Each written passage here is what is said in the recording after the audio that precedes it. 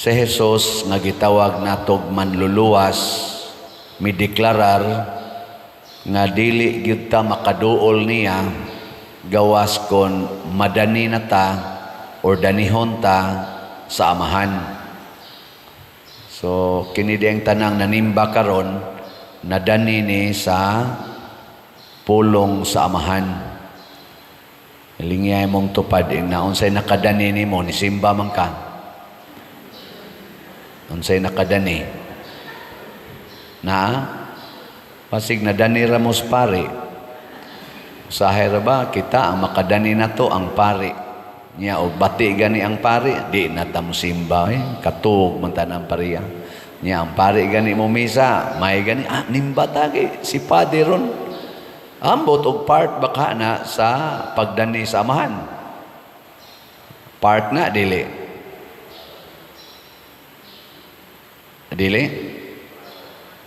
ambot lang ang makadani gid unta nato mao ang pulong sa amahan. Sama aning yunoko ga basa siya pulong. Iwa siya kasabot. Kaya lisod baya sabton ang pulong sa amahan. Parihara gud anang ato nga ginikanan nganong malatusan man ang anak.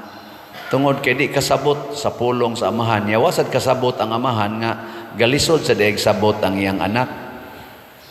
Para nang ayaw kanaog balay na mo sa una na may hagdanan ayaw kanaog or ayaw gawas mo ana man ang ginikanan niya kay ang bata gusto magyong mo gawas kay mao man sa nahilig sa bata adto magin magduwa as gawas karon hinon di na kay magduwa as gawas basta naalay cellphone ay computer anha na lang na sa sulod basta kung siya tong isulti dagko na ta dili na maoy ganahan sa bata ang buhaton sa bata dili sad maoy gusto sa tiguang nga ginikanan.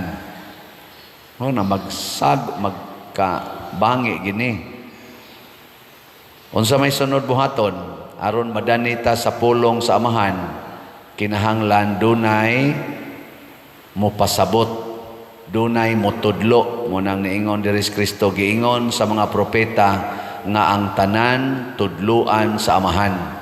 Mo na kadtong yunoko gabasa siya wa siya kasabot ang Espiritu Santo mitudlo ni Felipe usas mga tinun-an ni Jesus nga iyang duolon kadtong nagbasa kay nahibaw ang Espiritu Santo nga wa siya kasabot og si Felipe nga nakasabot adtong iyang gibasa maunay ni explain niya og diha siya nadani og miduol siya ni Jesus og unsa may pagduol niya ni Jesus ang bunyag siya bunyagin ako sa ngalan ni Jesus lingay mong tupad na nabunyagan na ka nabunyagan naara ba taroy gihaya diha nailhan na sa ngalan nga Roko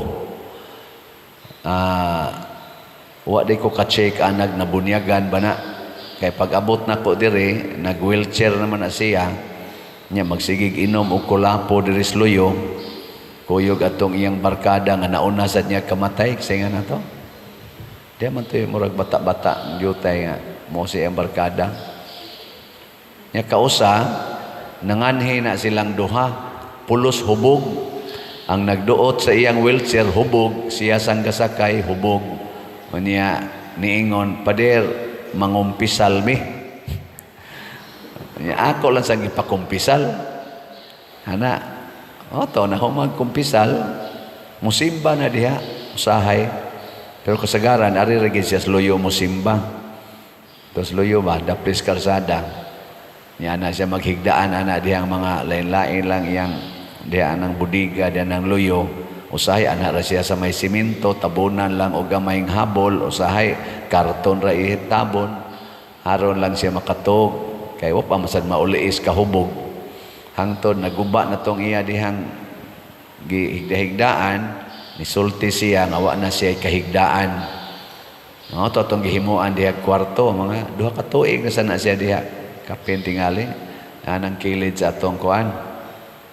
Muna na ang iyang kinabuhi, hangtod namatay siya atong niaging adlaw. Ya kagabi pag-adto nako dito, by the way karon na nato ilubong ugma ang atong misa dinhi alas 8:30 sa kanang buntag. Si Cafe Pipito katong siya pay kapitan matod pa niya kay siya matoy kapitan pag-abot ako diri kaduha na niya gipalitan og lungon niya wa madayon kay maulian man. Ako sad kaduha na sa nako siya gihilugan diyan gahingutas na nagkausa diya akong gihilugan pagkasunod adlaw gainom naman sa kulapo diri nya diha na sa isunod na lisod na sad ana roko pa dir galisod na gyud ako na sang gihilugan na pagsunod semana naglakaw man diha ga wheelchair gana ko asa man kay siya standby ko diri pa dir inom na sa kulapo atong mga niaging mga adlaw pag ingaw nila pa dir roko bag murag galisod na nako si Father Red mo adto kay ug ako nang hilugan basig mo inom sa nagkulapo diri sa loyo ako basig epektibos pa di red hilogang pa di red pagkaugma tigbak na yan epektibos pa di red pero nakalimot kong pangutana kay pag istorya na mo diha city anyos kuno na naabot diha spear sige haghapak sa mga bata kay ang iyang istorya ang iyang ginikanan gihurot nitong patay sa NPA nya nakadagan siya pagdagan niya, ditso siya ngadto spear, pasok siya dito sa barko, abot siya din ni Cebu. Niya, gisagop-sagop siya itong, kasi nga na ito, timyok, ano ito? Pulis mo siguro ito? Punyong? Gisagop siya ito, kaya naluoy siya nga dito spear, siya hapak sa mga bata, o lapok dito, bato-bato, kuan bagi buli og maayo ba, kaya wa, tayo kalibutan. Hangtod nagtubo na din hapit kuno tanan din mga pamilya din na alagaran anang roko niya kay ligon magay naglawas nya namtoy dramas unang roko ang batang bato ginganlan siya roko pero ang ningon to ang katong unang gi abutan ana niya nga nisulti kuno na nga liyo iyangan pero asa sila kapangutanag na bunyagan ba basta paghangyo niya nako akong butangan niya, sige mo antikag kwarto, lipay kay siya. Niya ingon din siya pader, pwedeng butangag CR. Ako sang gibutangag CR siya. Pwedeng butangan o kanang katri sa pader. Mo ansag katri. Butangan sa untag kanang hugasan pader ba kanang lababo ana niya nasa lutuanan na para butin. Nasa sa mga demand ana niya pagsunod din siya pwede na ay radyo pa dir kay maminaw ko og kaning kuan kaning mga drama mga music palitan sa pagsunod sa dingon siya wa man say altar diha pa dir pwede butangag altar kay para sa kumakaampo-ampo butangan sa dito natog altar niya kadto sad si anhing katubang dinhi nato katong foreigner ba si Sean partner man to sa kulapo ang kangsyon Red Horse ang iya kulapo sige nilang kasuod diha kay diha man sa to syon dinhi man sa to maghigdaan na sa ato ang nag duty kaning gipalitan siya katong kusog-kusog nga sound na nagyoy bluetooth na ambot buhi pa ba sa katusyon ron namatay na ra ba iyang best friend dito nibalik naman to ngadto sa UK. So mao ni akong gihunahuna nga what ambot og nabunyagan ba to pero i-presume lang nato nga nabunyagan na kadani niya ang simbahan ni Rocco dinha siya mag-standby sa simbahan ngano man kay nakabenepisyo man siya sa simbahan na siya ay madawat ba pinaagi sa iyang pagpaduol sa simbahan anas luyo istorya siya spare ana nakabenepisyo siya bisag kita bisag kamo nianhi mo dinhi kay nakabenepisyo nakabati nakasabot og nakabenepisyo mo sa hatag sa Ginoo pero kinsa may nakahatag nato og benepisyo ang mga tao sad nga nagsunod sa Ginoo sama sa Eunuko nakabenepisyo siya ni Felipe kay si Felipe nagsunod man sa Ginoo nagpadiktar sa Espiritu Santo. Kaya ang gamiton man gud sa Ginoo aron makakita tas iyang presensya, bisag wa ta kakita, ang mga tao nga makita, labi na gid ning mga leaders. Una iampo nato nga ang atong leaders sa simbahan. Karon nagsugod naman ang conclave. Kanang conclave maunay meeting sa mga cardinals nga magpili og bag-ong Santo Papa. So nagsugod na sila karon. Mga 133 kabuok cardinals, tulo gikan sa ato, si Cardinal Advincula, Cardinal Tagle o Cardinal David. Mao na sila na-appeal ron dito. Unya magbutasyon na sila. 2/3 of their number kinahanglan, at least 2/3 maunay mo butar nya inig. Kabutar na nila usa ka bag-ong Santo Papa, kanang 2/3 ila din ang paasuhon ang kadtong sa Sistine Chapel, ang iyanang murag panghaw dito. Ila din ang paasuhon og puti. Unsa sa nilang ibutang amo puti ang aso dito. Kanya kung dili gani inig human nilag butasyon di kabot og 2/3, ang ilang sunogon man na ang ilang mga balots, inig sunog ana itom nga aso ang ilang pagawason. Nya magampo ang mga tao. Kita karon giawhag ta tibuok kalibutan nga Katoliko, magsugod na tag-ampo nga giyahan sa Espiritu Santo ang ato mga cardinals, ang mga voting cardinals. So magampo ta aning mga panahon na karon aron mapili ang Santo Papa. Wa na sila'y campaign, ang ilang mga cellphones, ang ilang mga contact to outside world ikat na. Mura na sila dito gipriso nga wa na sila'y communication to outside world ang mga cardinals hangtod nga mahuman ang butasyon. Dili para sa ato nga portigyong sa mukas atong daan tungod anang campaign. No, pero sagdi lang kay lahi man simbahan maning ato. Pero ang gikinahanglan gihapon nato magampo ta para sa eleksyon nga magiyahan unta ang kasing-kasing nato mga tao. Nana ba mo'y napilian karon? Nana, kinahanglan karong mga adlaw na mo'y napilian, ilista daan bunga sa inyong pamalandong. Arriba ko sa mga line up sa Team Marcos o Team Duterte o Independente. Ana, gikan sa senador, 12 ka senador ang atong pilion, usa ka gobernador, usa ka congressman, usa ka vice gobernador, usa ka mayor, usa ka vice mayor. Pila na ka board? 2 ka board sa province o sa konsehal. 8 ba na? O, inana. Ilista na nadaan. Kay niya ampu maubagid ni. Na may mga options diha.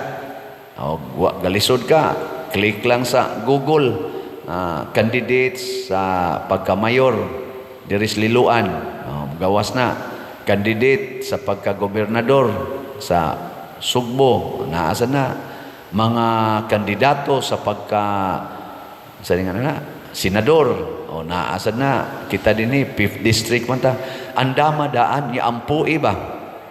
Ayaw padalaan ng storya lang, ampui. Kay mutudlo man na ng Espiritu Santo. Aron ang ato mga leaders nga makuha, kadtong tinudlo sa katawhan. Nya kay naman ay ginaingon ang tingog sa kinabag-ang katawhan mao say tingog sa Ginoo, vox populi vox dei. Mulaom ta simple majority man ang ato nga gi-follow ang sa Santo Papa 2/3. Unsa man ang 2/3 sa ato pa kun 100 kabuok ang mobutar, kinahanglan ang mudaog nakaangkon og pila may 2/3 sa 100. Basta mo kay ba? 2/3 ba sa 100? Pila may 1/3 sa kuan 100? Ilang? 33 or 34. Nya times 2, 68. So kinahanglan 11 minus 68 ang makuha nga boto sa mahimong bagong Santo Papa. Pero kung mahimo kang elected official sa atong nasod, simple majority. Unsa man ang simple majority? Basta dili simple majority Basta milabaw ka sa tanan. Ana din ang ato dire murag di man na simple majority kay 68 million man ang registered voters. Og 68 million kinahanglan unta ang mudaog divided by 2 plus 1 og simple majority kinahanglan na untay mga 34 million og 1. Adi man na maabot. Basta nilabaw lang ka. Bisag usara ka boto imong labaw sa pagka-gobernador. Butang nato ron kisa metong gobernador si Pam Baricuatro o si Gwen Garcia. Nanglitan ron ang boto ni Gwen moabot og mga 2 million. Niya ang kang Pam 2 million and 1. Daog des Pam. Si Pam 2 million. Niya kang Gwen 2 million og 3. Daog dayos Gwen. No. Muna mag-ampo ta. Pero ang pinaka-importante pangutana ikaw rong ni Simba, nagdala ba ka sa pulong sa Ginoo? Lingay mong tupad. Ingna unsa ro imong gida nga pulong? Unsa mang pulungas Ginoo imong gida karon? Ako ang akong gida kana ra gyung moingon ang Ginoo baligyae silagslat. Ang mopalit malangit, ang mga dao maimperno. Ana mo na akong pulong karos Ginoong gida. Ing kapader wa man as Bible in town ang slat bitaw. Wa na siya sa Bible, pero usa na sa gipasabot sa pag-ingon sa Ginoo, ibaligya ang tanan mong katigayunan ug ang halin ihatag sa mga kabos. Ang ato karong parokya nahimong kabos tungod aning atong mga projects, nagkinahanglan siya sa atong tabang. Di na kinahanglan nga ibaligya nato ang tanan. 100 lang kada slot. Naasay 500 SBF DAG. Maura na gikinahanglan 700 sa tulo ka slots SBF DAG, GHDP o HPMM. O kung maarimos challenge 11,200. Niya kung mo palitaan nakahimo na taog translation sa pulong sa Ginoo nga nahimo ng madanihon. Kada muso dinhing tao sa atong simbahan, muingon dayon, padir kanindot sa simbahan. Bisa ka na inyong bangko gilingkuran, na naman gani madani ana, nindutas lingkuranan padiro. Ana. Nindot ba o bati? Anya, nganong nanindot mo na? Kay daghan ang nagsigig palit og slat. Na napobre ba sila? Nahurot bang ilang kwarta? Wa kasagaran sa nidunit ani, mas midaghan pa. Ngano man, kay maunay style sa Ginoo. The more you give, the more you receive. And it is always better to give than to receive.